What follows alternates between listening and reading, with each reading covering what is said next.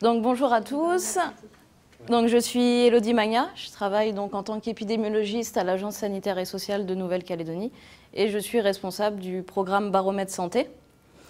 Donc déjà, je voulais remercier la MNC pour avoir accepté donc, ce créneau qui est réservé au Baromètre Santé adulte 2015. Et on va vous présenter 3 grands thèmes, donc avec des résultats inédits, qu'on n'a jamais présentés encore. Le premier thème, c'est sur la prévalence de la goutte et de l'hyperuricémie en Nouvelle-Calédonie. Ensuite, on parlera de la surcharge pondérale et des comportements alimentaires des Calédoniens. Et enfin, la dernière présentation sur la prévalence de l'insuffisance rénale. Donc, une petite introduction sur le baromètre santé. Donc, qu'est-ce que c'est? Donc, c'est une grosse enquête descriptive qui est réalisée sur l'ensemble du territoire, donc sur un échantillon aléatoire de la population âgée de 18 à 60 ans. Donc en fait, je ne vais pas m'attarder sur la méthodologie de l'échantillonnage, mais donc en gros, c'est un sondage stratifié à 3 degrés. Donc c'est l'ISEE qui a réalisé cet échantillon sur la base du recensement 2014. Donc ils nous ont tiré aléatoirement donc 2006 logements sur tout le territoire.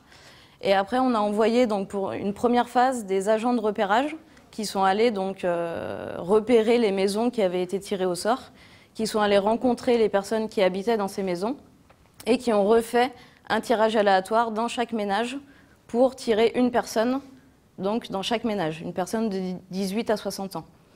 Donc ils leur présentaient l'enquête à cette personne qui a été tirée au sort et ensuite, ils présentaient l'enquête, ils demandaient à la personne si elle était volontaire pour participer à l'enquête et aux personnes volontaires, on prenait le numéro de téléphone et après on envoyait donc des professionnels de santé qui étaient des infirmiers libéraux, qui prenaient rendez-vous avec ces personnes qui allaient à leur domicile pour faire la passation donc, d'un questionnaire en face à face.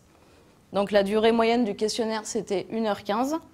Et il y avait donc 7 modules qui étaient abordés. Donc un module connaissance en santé, un module état de santé, un module accès aux soins, hygiène et santé bucco-dentaire, alimentation, activité physique, addiction et santé sexuelle.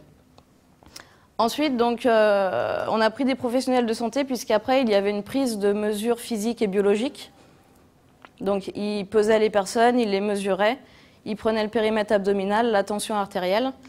Et là, la nouveauté donc, de ce baromètre santé adulte 2015, c'est que donc, on a élargi en fait, l'étude baromètre santé pour inclure d'autres études à l'intérieur. Et donc, à la demande du docteur Bardin, qui travaille en tant que rhumatologue à l'hôpital Lariboisière à Paris, on a inclus une analyse d'uricémie capillaire au doigt pour avoir donc la prévalence d'hyperuricémie, on verra ça tout à l'heure. Et donc la deuxième demande, donc ça provenait de la DAS, de l'ATIR, de l'UNH et du RESIR, pour qu'on rajoute également donc, à cette récolte de données une analyse de créatininémie capillaire et un échantillon urinaire. Donc ça, Carole vous présentera plus en détail tout à l'heure. Les objectifs donc, des baromètres santé, c'est d'améliorer nos connaissances sur la santé et les comportements en santé de la population de Nouvelle-Calédonie, pour capitaliser des données sanitaires, élaborer des indicateurs, croiser ces indicateurs en fonction des données sociodémographiques pour identifier des groupes à risque, des groupes cibles pour les campagnes de prévention. Estimer également la prévalence de certaines maladies, comme on va le voir, ou des problèmes de santé publique, par exemple prévalence de l'obésité, prévalence de la goutte, de l'hyperuricémie, et suivre l'évolution à 5 ans de ces indicateurs, puisque les enquêtes baromètres santé sont vouées à être répétées tous les 5 ans. Donc il y a eu un premier baromètre adulte en 2010, là celui-là c'était le deuxième, baromètre 2015. Entre-temps, il y a aussi un baromètre jeune, donc qui concerne les 10-18 ans en 2014. Et donc voilà, on va essayer de répéter ces enquêtes tous les 5 ans.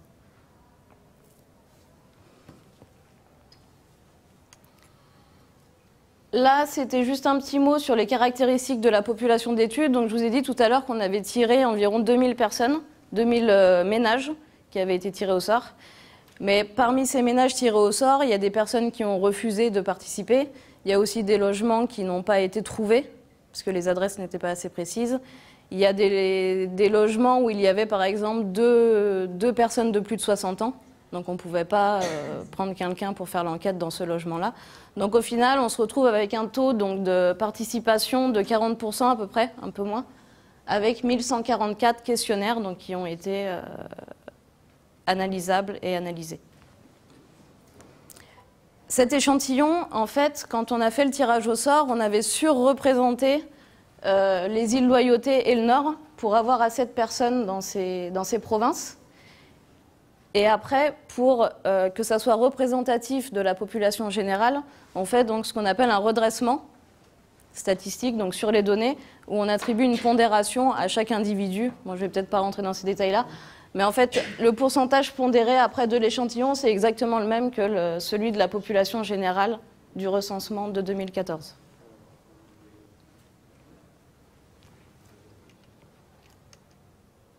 Donc on va rentrer dans le sujet goutte et hyperuricémie pour cette présentation.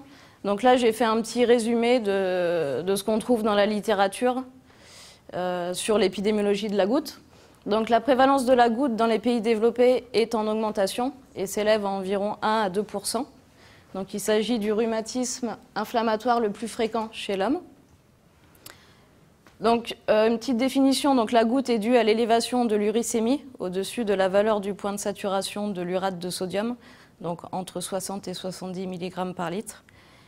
Mais la constatation d'une hyperuricémie est peu spécifique dans le diagnostic de goutte, puisqu'on estime qu'environ 10 à 15% des personnes hyperuricémiques sont atteintes de goutte. Et le risque de goutte dépend du degré et de la durée de l'hyperuricémie. Donc le risque de goutte augmente avec l'âge. On sait que l'alimentation et une prédisposition génétique sont vraisemblablement les facteurs les plus influents pour le développement de cette maladie. Et concernant les facteurs associés à la goutte et à l'hyperuricémie, on a donc l'hypertension artérielle, le diabète, le syndrome métabolique, l'insuffisance rénale. Et donc, cela expose à des complications cardiovasculaires et donc à un risque accru de mortalité. L'objectif de cette étude, c'était donc de déterminer la prévalence de la goutte et de l'hyperuricémie en Nouvelle-Calédonie et les facteurs qui leur sont associés. Donc, pour définir la prévalence de la goutte, en fait, on a utilisé un algorithme donc en collaboration avec le docteur Bardin de l'hôpital Lariboisière de Paris. Donc on avait rajouté 7 questions dans le questionnaire du baromètre. Donc avez-vous déjà eu des douleurs articulaires aiguës sans traumatisme, hors problème de dos? Essayez d'évaluer sur une échelle de 1 à 10 l'intensité de la douleur. Est-ce que la douleur a touché le gros orteil, etc. Donc on a 7 questions et en fonction des réponses donc, des personnes à ces 7 questions, il y a un algorithme, bon, j'ai pas mis la formule, qui permet de calculer une probabilité d'être atteint de la goutte. Et donc les sujets dont cette probabilité était supérieure à 50% ont été classés donc, parmi les goutteux. Et les sujets dont cette probabilité était inférieure ont été classés parmi les non goutteux. Donc cette formule, elle vient donc d'un article français sur l'identification des patients atteints de goutte, élaboration d'un questionnaire pour les études épidémiologiques.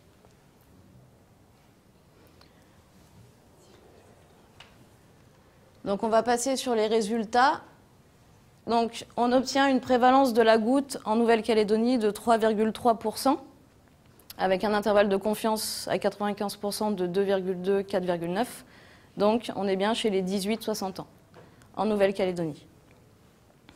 Pour essayer de se comparer avec la métropole, donc il y a eu une étude qui utilisait exactement le même algorithme, les mêmes questions, et eux, ils ont obtenu donc une prévalence de la goutte de un peu moins de 1%. Et là, ça concernait les plus de 18 ans, donc ça allait jusqu'à 80-85, représentatif de la France métropolitaine.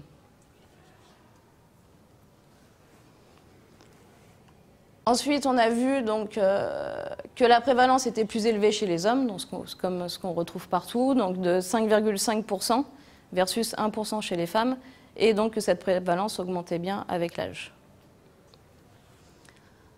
Ensuite, on s'est particulièrement intéressé à la prévalence de la goutte en fonction de la communauté d'appartenance. Donc on avait une question dans le baromètre, dans les caractéristiques sociodémographiques, où on demandait donc, aux enquêtés à quelle communauté ethnique ils estimaient appartenir. Donc on les a classés en 4 catégories, les Européens, les Mélanésiens, les Polynésiens et les autres. Donc dans les autres, il y a tous les Asiatiques, les Métis et les personnes qui ont répondu qu'ils étaient Calédoniens. Donc ça, c'est les catégories qui sont utilisées sur le recensement de l'ISEE 2014. On a pris les mêmes catégories. Et donc on voit chez les Européens aux alentours de 7%, les Mélanésiens 5,3%, les Polynésiens 7,5%, donc on parle vraiment de prévalence de la goutte, et les autres 2,5%. Si on fait un test statistique pour savoir s'il y a des différences là, entre les ethnies, là c'est chez les hommes, on n'a pas de différence. Chez les femmes, donc chez les Européennes, on avait 0, chez les Mélanésiennes 0,2%. En revanche, chez les Polynésiennes, on atteignait 5,9%. Et là, donc, on obtenait que c'était significativement plus élevé chez les femmes polynésiennes que dans les autres communautés. Et donc, au total, là, je voulais juste dire un petit mot sur le fait que chez les Européens, on était donc à 4,1%, toujours par rapport au même résultat en France qui était à environ 1%. Ensuite, on a cherché donc, les facteurs associés à la goutte. Donc là, c'était avec ajustement sur le sexe et l'âge pour les autres ratios. Je ne sais pas si vous êtes habitués à voir ce genre d'indicateur. Donc on a vu que le risque de goutte augmentait avec l'IMC qui était mesuré, l'indice de masse corporelle, avec un autre ratio à 1,15 par kilogramme par mètre carré. Donc ça veut dire qu'à chaque fois que l'IMC augmente de 1, le risque de goutte est multiplié par 1,15. Le risque de goutte augmente également avec le périmètre abdominal. On a la présence d'une hypertension donc déclarée. Les personnes ont déclaré qu'ils étaient atteints d'une hypertension, puisqu'on avait une question sur êtes-vous atteint d'une maladie chronique, avez-vous une maladie chronique ou de longue durée. Donc les gens qui ont répondu hypertension avaient un risque de goutte donc, qui était multiplié par 9,1. La présence d'une maladie cardiaque, également déclarée, associée à une augmentation du risque de goutte. Un DFG inférieur à 60 ml par minute, associé à un risque accru de goutte aussi, un autre ratio à 2,7. Et on a remarqué également que la dépression était plus fréquente chez les goutteux que chez les non-goutteux. Donc là, la dépression, elle était estimée pareil avec une liste de 9 questions, donc une interview qui est validée, et après on arrivait à déterminer donc, les personnes qui avaient un épisode dépressif majeur. Par contre, on ne retrouve pas d'autres associations qui sont connues dans la littérature avec le diabète, le niveau d'éducation, l'alimentation ou la consommation d'alcool. Et le facteur ethnique, on a vu chez les femmes polynésiennes tout à l'heure, si on ajuste sur l'IMC, en fait, il disparaît. C'est-à-dire qu'à IMC, sexe et âge égal, les femmes polynésiennes n'ont pas plus de risque de goutte que les autres, que les femmes européennes.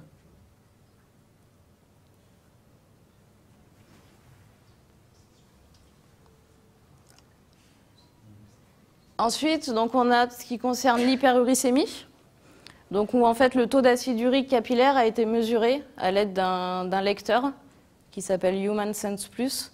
Et là, on l'a mesuré chez les femmes de plus de 40 ans et chez tous les hommes.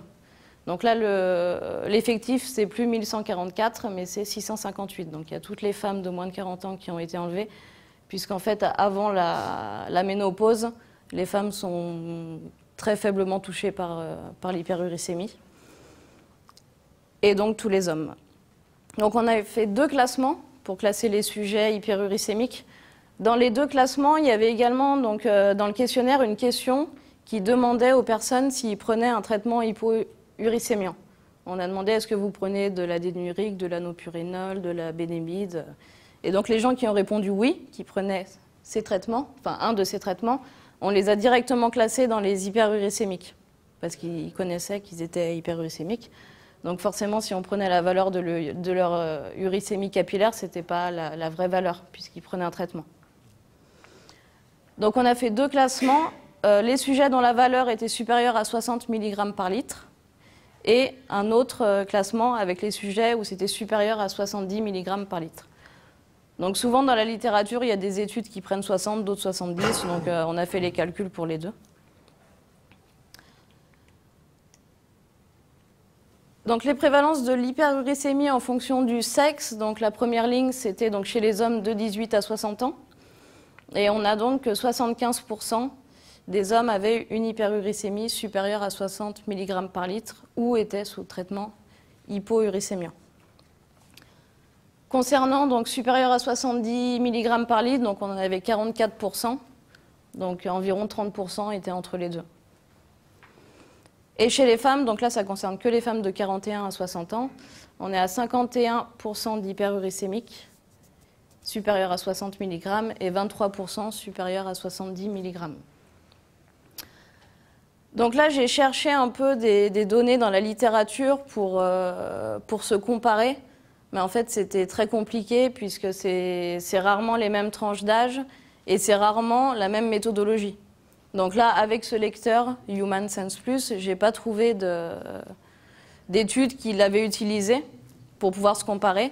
Souvent, ils font des études de prévalence d'hyperuricémie chez un groupe de sujets particuliers, chez les diabétiques ou dans les hôpitaux, mais en population générale, c'est assez rare et j'ai eu du mal à en trouver. J'en ai quand même trouvé une aux États-Unis, juste pour vous donner à titre indicatif, mais bon, il faut vraiment faire attention à ne pas comparer trop rapidement. Donc vraiment, à titre indicatif, aux États-Unis, donc c'était les plus de 20 ans, donc ça ne s'arrêtait pas à 60 ans, ça allait jusqu'à 80-90. Ils étaient à 50% chez les hommes. Donc là, c'était une prise de sang, directement. Supérieur à 60 mg et supérieur à 70, ils étaient à 21%. Et chez les femmes, donc là, ça concernait aussi les plus de 20 ans. Donc nous, on est vraiment après, on est chez les 41-60. Donc ils étaient environ 22% et 6%. Mais bon, là, le fait qu'ils avaient pris les jeunes dans leur étude, voilà, c'est difficilement comparable. Juste pour donner une idée. Donc, comme pour la goutte, on s'est intéressé donc, à la prévalence de l'hyperuricémie en fonction de la communauté d'appartenance. Donc là, c'est les résultats chez les hommes. Et donc, on voit que les Européens sont moins touchés par l'hyperuricémie que les autres ethnies. Les Européens sont à 26% et les autres ethnies, le double. Chez les femmes, on a la même chose. Donc, on avait 0% d'Européennes qui étaient hyperuricémiques. Et ça monte donc à 27% chez les mélanésiennes, 41 et 28. Donc là, c'est les femmes de 41 à 60. Donc là, c'était le total. Et donc, on voit que les Européens sont moins à risque d'hyperuricémie que les autres. Donc là, j'avais mis un tableau donc, qui rappelle les mêmes chiffres que les graphiques précédents, sauf que j'avais calculé les odds ratios ajustés sur l'âge et le sexe. Donc la référence, c'est les Européens. Donc les Mélanésiens ont un risque donc, de 4,5, les Polynésiens 6,9 et les autres 3,9. Les autres facteurs associés à l'hyperuricémie, donc on retrouve l'IMC, comme la goutte, le périmètre abdominal également. La présence d'une hypertension déclarée est associée à une augmentation du risque d'hyperuricémie, comme la goutte. En revanche, là, on a d'autres facteurs qui rentrent en compte, c'est les personnes qui sont nées en Nouvelle-Calédonie, ont un risque donc un odds ratio à 3,9, et le risque d'hyperuricémie qui diminue avec la consommation de légumes. Donc là, c'était les personnes qui consomment plus d'une fois par jour des légumes, par rapport aux personnes qui en consomment moins d'une fois par semaine, ils avaient un risque diminué d'hyperuricémie. Donc on ne retrouve pas d'autres associations qui sont connues dans la littérature, le diabète, d'autres alimentations, l'activité physique ou la consommation d'alcool. Et là, par contre, le facteur ethnie, il est maintenu même lorsqu'on ajuste sur donc, ces variables.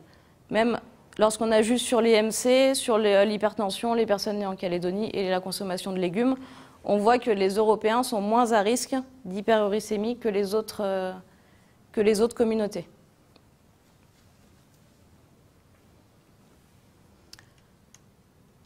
Donc là, c'est un graphique qui montre donc en bleu la prévalence de la goutte et en jaune la prévalence de l'hyperuricémie. Donc c'est un résumé en fait des indicateurs que je vous ai présentés avant. Donc chez les Européens, 7% de gouttes, 26% d'uricémie. Chez les Mélanésiens, 5% de gouttes et 51% d'hyperuricémie. Chez les Polynésiens, 7,5% de gouttes et presque 60% d'hyperuricémique. Donc là, c'est chez les hommes, que chez les hommes, de 18 à 60 ans.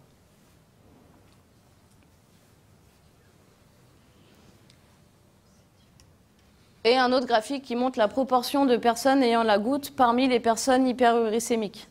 Donc là, à gauche, on a donc l'indicateur hyperuricémique supérieur à 60 mg. Donc chez les Européens, on voit que parmi les Européens donc, qui étaient classés dans les hyperuricémiques, on en avait à peu près 14% qui avaient la goutte. Chez les Mélanésiens, en bleu clair, parmi donc, les Mélanésiens qui étaient hyperuricémiques, on avait 4% de gouttes, Polynésiens 3,3 et les autres 5,2. Quand on passe chez les hyperuricémiques supérieurs à 70 mg, là, la différence s'accentue. Chez les Européens, il y en avait 34,5% qui avaient la goutte. Et chez les autres ethnies, beaucoup moins.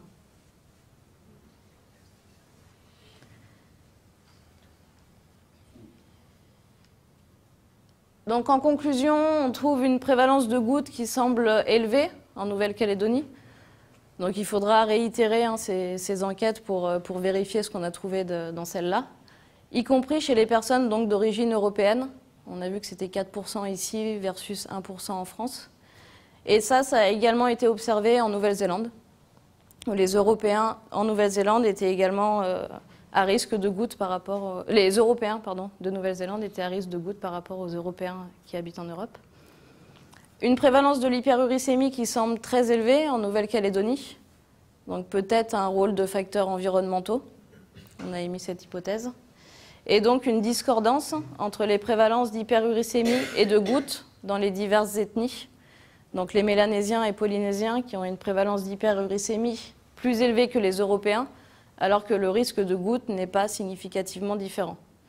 Donc ce qui confirme que d'autres facteurs, par exemple génétiques, peuvent intervenir dans le développement de la goutte.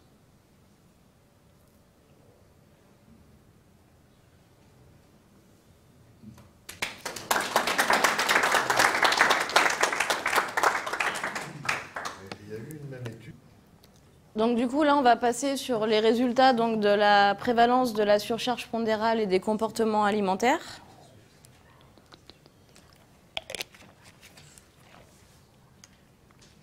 Donc au total, 973 personnes de 18 à 60 ans ont été pesées et mesurées. Donc on a 171 données manquantes par rapport aux 1144. Des refus, des impossibilités de mesurer des fois les personnes ou de les peser avec la balance qui n'est pas stable ou pas de mur droit à disposition. Et donc les femmes enceintes, bien sûr, qui ont été exclues. Donc on est à 1,4% qui sont classés donc, en maigreur, 31,3% de poids normal et donc 67% en surpoids ou obèse. Donc plus de 2 personnes sur 3 en Nouvelle-Calédonie de 18 à 60 ans est en surpoids ou obèse. Si on va plus dans le détail concernant le surpoids et l'obésité, on est donc à environ presque 30% de personnes en surpoids et donc 38% de personnes obèses. Si on se compare avec la métropole, donc là en métropole c'est chez les plus de 18 ans, on est donc à 15%. Donc c'était en 2012 l'étude OBEPI de l'INSERM. Et un peu plus, donc beaucoup moins de personnes obèses et un peu plus de personnes en surpoids qui sont classées en surpoids. Si on se compare, donc là c'est l'enquête STEP de Polynésie 2010 réalisée par l'OMS. Donc on a la même proportion exactement de personnes en surpoids, en surpoids et un peu plus d'obèses à 40% en Polynésie. Mais bon, ça reste comparable hein, puisqu'il y a toujours les intervalles de confiance qui sont de 3% à peu près. Et si on se compare avec l'Australie, chez les plus de 18 ans aussi, donc ça date de 2014-2015, donc ils étaient à 35,5% de surpoids et 27,9% d'obésité. Si on regarde ces prévalences donc, de surpoids et d'obésité en fonction de l'âge, donc là, il y a les tranches d'âge, 18-24, 25-34, 35-44, 45-54, 55 et 60. On voit donc que ça augmente avec l'âge, la prévalence de la surcharge pondérale, et que près de 2 personnes sur 2 âgées de 45 à 60 ans est obèse.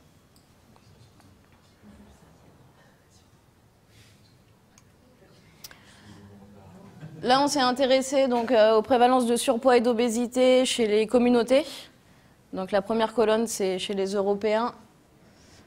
Ensuite, les Mélanésiens, 41% d'obésité. Les Polynésiens, 60% d'obésité. Et donc les autres ethnies.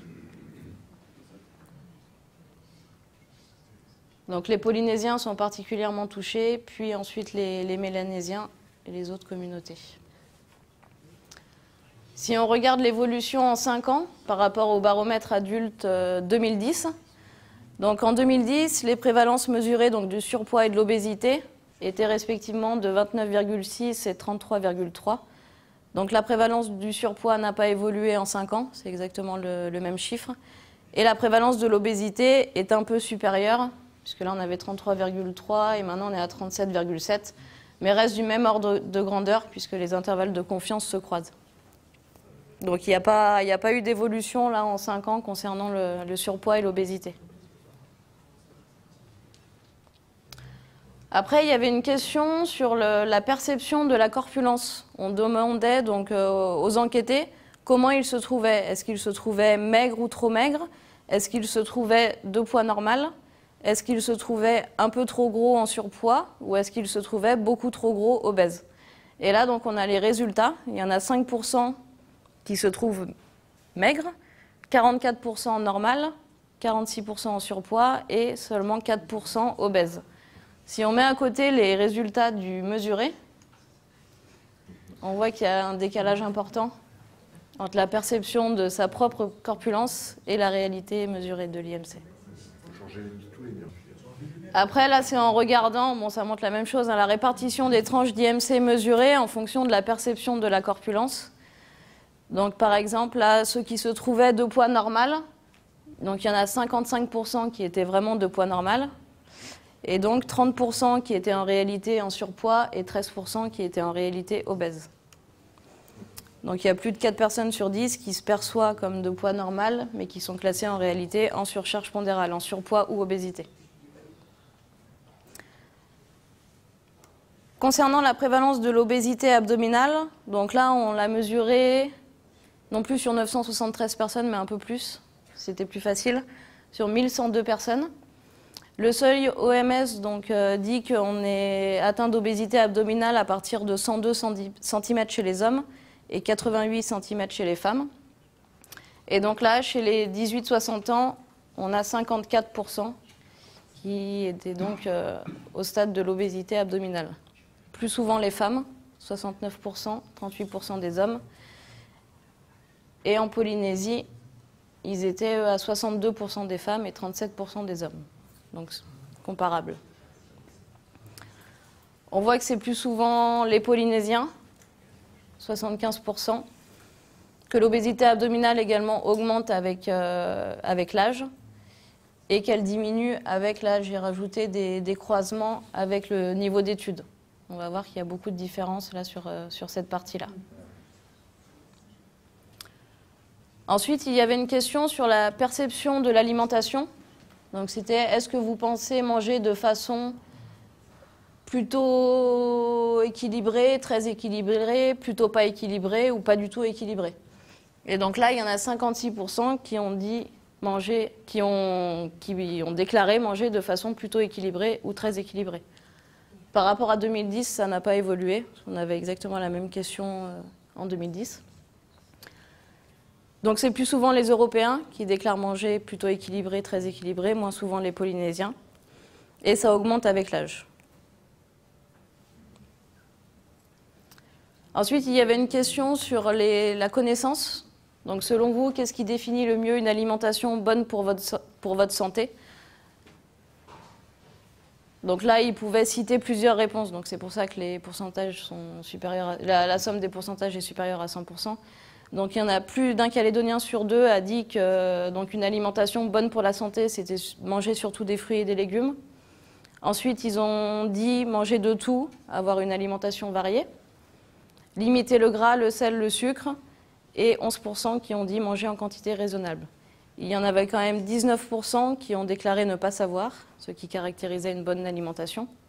Et 12% qui ont répondu une réponse complètement inadaptée qui ne voulait rien dire.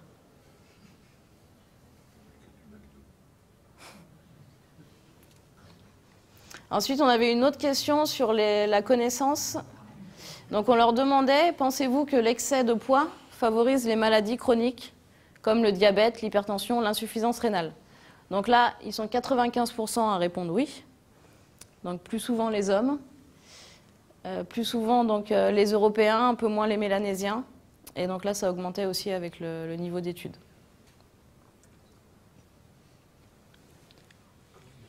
Ensuite, on va passer aux fréquences de consommation. Donc 13% des 18-60 ans ont déclaré consommer quotidiennement des aliments sucrés en dehors des repas. Donc là, c'était plus souvent les femmes et ça augmentait avec le niveau d'études.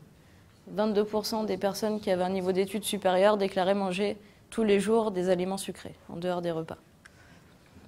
Concernant les pâtes ou le riz blanc, donc 63% ont déclaré en consommer tous les jours.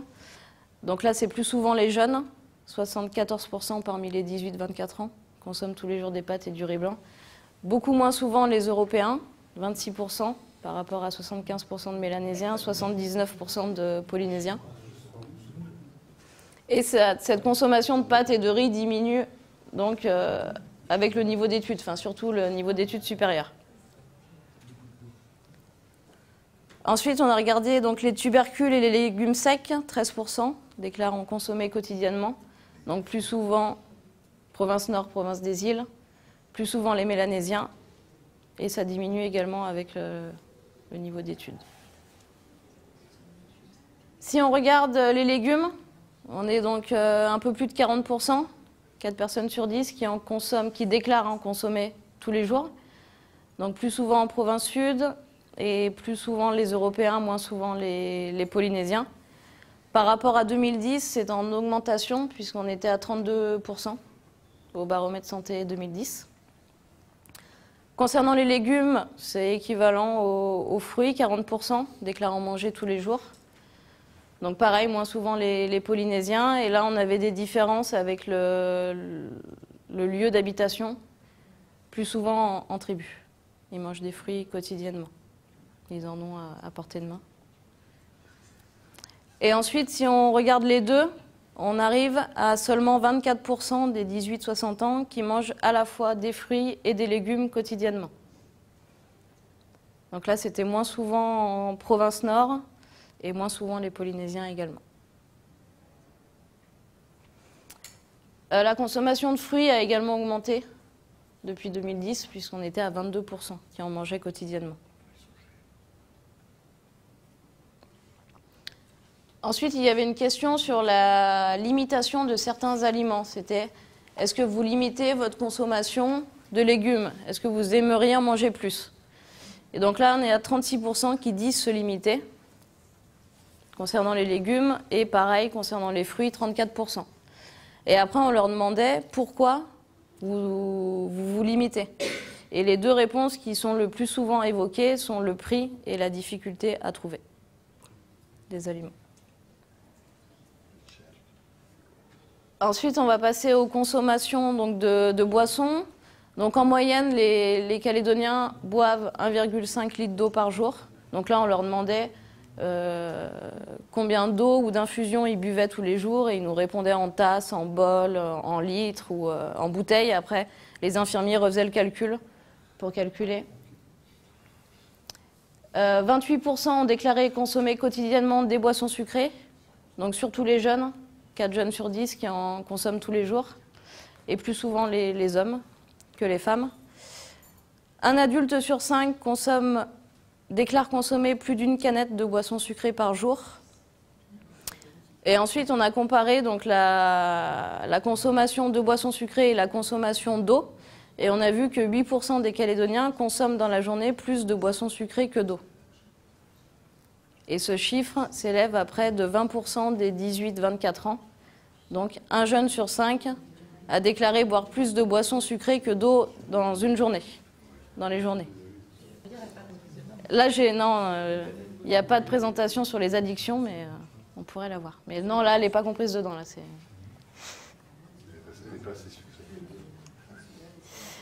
là, j'avais fait une comparaison avec la Polynésie, donc l'enquête STEP 2010. Ils étaient à 25% qui avaient déclaré consommer des boissons sucrées tous les jours, donc à peu près pareil. Un petit peu. Ensuite, on demandait si, une fois qu'ils avaient leur plat, leur assiette devant eux, est-ce qu'ils avaient l'habitude de rajouter donc, du soyou, du Maggi, de la sauce soja. 65% ont répondu oui. 50%, donc une personne sur deux, ajoute de la matière grasse, donc du beurre, de la crème fraîche, de la mayonnaise, de la moutarde, une fois que l'assiette est devant eux, qu'il est préparé. 37% ajoutent du sel et 28% ont déclaré ajouter du sucre ou du ketchup. Par rapport au sel, là on est en diminution par rapport à 2010 où il y avait une personne sur deux qui avait déclaré rajouter dans son assiette du sel.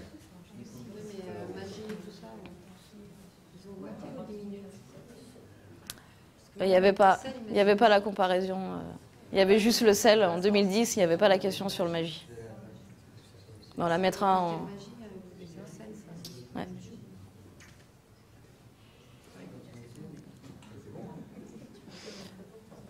Ensuite, on a essayé de regarder donc, les facteurs sociodémographiques qui étaient associés à la surcharge pondérale.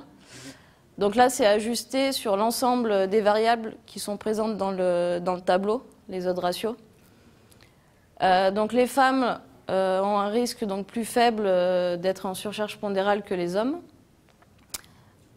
Le risque de surcharge pondérale augmente avec l'âge, donc 2,2 les 25-44 par rapport aux 18-24. Et le risque de surcharge est multiplié par 5,1 chez les 45-60 ans par rapport aux 18-24. Là, pour lire ce tableau, c'est ajusté sur l'ensemble des variables. Donc si par exemple je regarde l'ethnie, donc c'est comparé aux Européens, et là les Mélanésiens c'est donc l'odd ratio à 4,5. Donc ça veut dire que à sexe, âge, zone d'habitat, niveau d'études et situation personnelle égale, les Mélanésiens donc ont un risque multiplié de 4,5 d'être en surcharge pondérale. C'est toutes choses étant égales par ailleurs, on compare les Mélanésiens aux Européens. Après, on compare les Polynésiens aux Européens et les autres aux Européens. On voit que les personnes qui habitent en tribu sont moins à risque de surcharge pondérale. Et les personnes qui ont donc un niveau d'études supérieur sont moins à risque de surcharge pondérale par rapport aux personnes qui sont à un niveau d'études primaire ou avant. Donc ça, c'est à ethnie égale, à âge égal, toutes choses étant égales par ailleurs. Et on voit que par rapport à la situation personnelle, les personnes en couple étaient également plus à risque de surcharge pondérale. Ensuite, on a regardé d'autres, donc les facteurs concernant la consommation d'alimentation. Est-ce qu'on voyait des choses qui ressortaient, des facteurs associés? Donc là, c'est ajusté sur l'ensemble des variables qu'on avait avant, des variables sociodémographiques. Donc à âge, sexe, ethnie, niveau d'études égal. Les personnes qui consomment des pâtes et du riz blanc plus d'une fois par jour sont plus à risque d'être en surcharge pondérale. Et les personnes qui consomment des légumes plus d'une fois par jour, par rapport à ceux qui en mangent moins d'une fois par jour, sont moins à risque de surcharge pondérale. Concernant les fruits, ce n'est pas significatif, les boissons sucrées non plus et la consommation de tubercules non plus. Ça ne ressort pas dans ces données-là. Merci.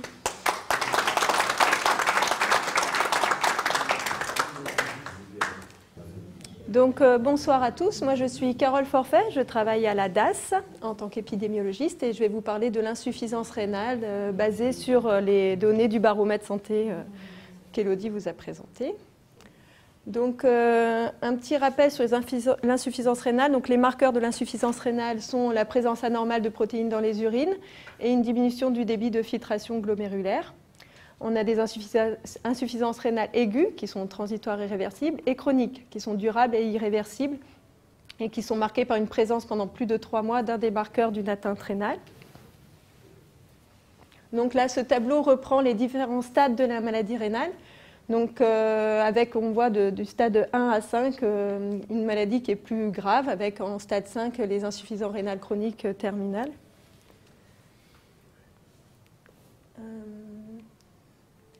Alors, concernant les données en Nouvelle-Calédonie, nous avons seulement des données disponibles concernant l'insuffisance chronique terminale, IRT, donc le stade 5, le stade le plus grave, parce que c'est le stade qui nécessite un traitement de suppléance, donc c'est plus facile d'avoir des informations sur ce stade.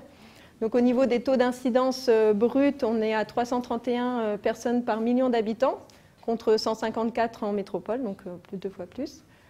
Au niveau du taux de prévalence standardisé sur l'âge, donc on a 3 pour 1000 habitants, contre 1 pour 1000 habitants en métropole, donc 3 fois plus. Sur les autres stades, du coup, on n'avait pas d'informations. Il y a une étude qui a été menée à Wallis et Futuna en 2009 et qui a montré que près de 6,6% des personnes enquêtées, qui étaient âgées de plus de 18 ans, avaient une insuffisance rénale modérée, donc à partir du stade 3, dont 5,9% pour les hommes et 7,2% pour les femmes. Alors, au niveau des facteurs de risque connus, donc l'insuffisance rénale peut être induite par des pathologies comme glomérulonéphrite et polykystose, mais aussi par le diabète et l'hypertension, le surpoids et l'obésité, toujours un peu les mêmes facteurs de risque. La prévalence de l'insuffisance rénale augmente avec l'âge. Elle est rare avant 45 ans et augmente surtout après 65 ans. Cependant, on a pu noter des disparités avec la métropole. En Nouvelle-Calédonie et Wallis, on a 45% des dialysés qui ont entre 45 et 54 ans, alors qu'en métropole, ils ne sont que 28%. Donc on a l'impression d'avoir une population plus jeune qui est atteinte en Nouvelle-Calédonie. Donc suite à une demande de l'ATIR, l'UNH et du RESIR, la DAS a demandé aussi à l'ASS de pouvoir participer au baromètre santé 2015. L'idée, c'était de pouvoir évaluer la prévalence de l'insuffisance rénale dans la population adulte en Nouvelle-Calédonie et éventuellement, si on pouvait distinguer des groupes de population qui seraient éventuellement à risque pour éventuellement faire des campagnes de sensibilisation.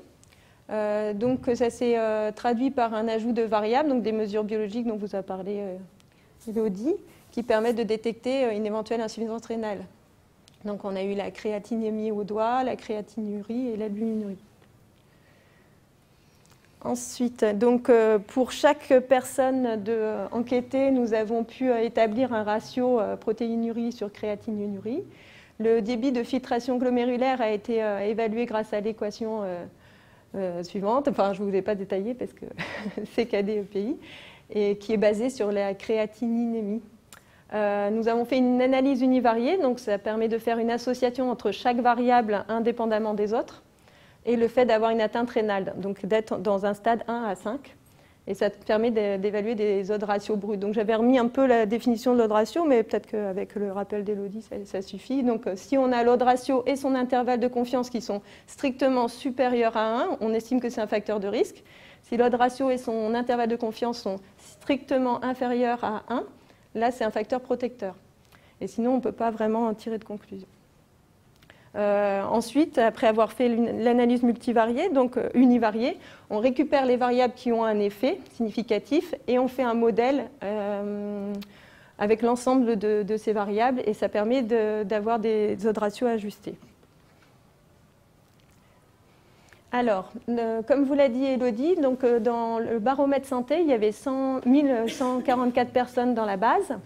Nous, on a pu retenir que 850 dans un premier temps, parce qu'il n'y en a que 850 pour lesquels on avait une analyse d'urine disponible, plus une créatinémie au doigt.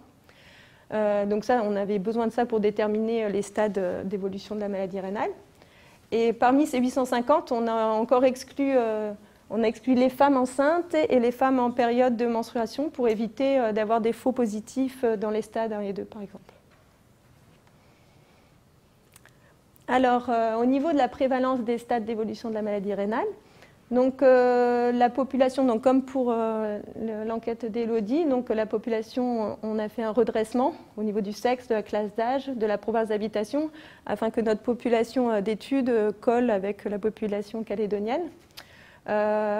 Pour déterminer les différents stades de la maladie rénale, normalement il faut 2 prélèvements, séparés d'au moins 3 mois, pour savoir si on est vraiment dans une maladie rénale.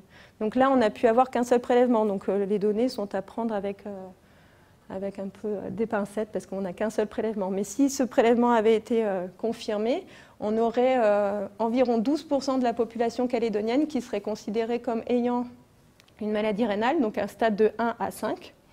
On aurait 7,4% qui seraient en insuffisance rénale modérée à sévère, donc 3 à 5, et seulement 4,5% qui auraient une maladie qui serait en tout début de maladie. Il faut savoir qu'on avait seulement 0,6% des personnes qui avaient déclaré avoir des problèmes rénaux dans l'enquête. Alors là, je vais passer aux différentes variables qu'on a pu étudier par rapport à cette répartition des stades d'évolution de la maladie. Donc tout d'abord, on a regardé par rapport au sexe. Donc en bleu, on a la répartition des hommes en fonction des stades de la maladie rénale, et en jaune, les femmes. Donc on a pu constater qu'on a 13,3% des femmes qui ont une maladie rénale, qui pourraient avoir une maladie rénale, contre seulement 10%. Toutefois, cette différence n'est pas significative. On peut regarder qu'on a des taux supérieurs pour les femmes dans les stades 1 à 3, et par contre, en stade 4 et 5, on ne retrouve pas de femmes.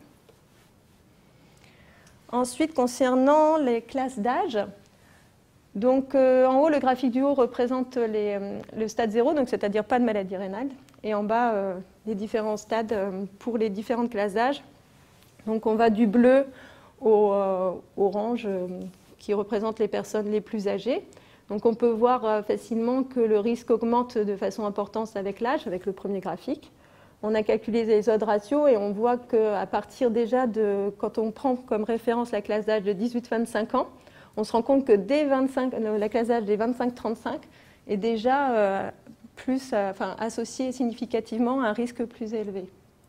On a quand même ce résultat qui est assez surprenant parce que 7,6% des 25-35 ans sont en stade 3A ou 3B, ce qui nous a semblé élevé.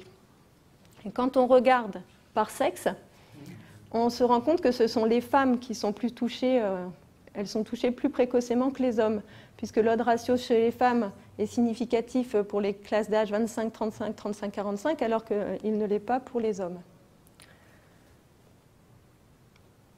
Ensuite, concernant la communauté d'appartenance, on peut voir sur le premier graphique, qu'on a la communauté polynésienne qui semble être plus touchée.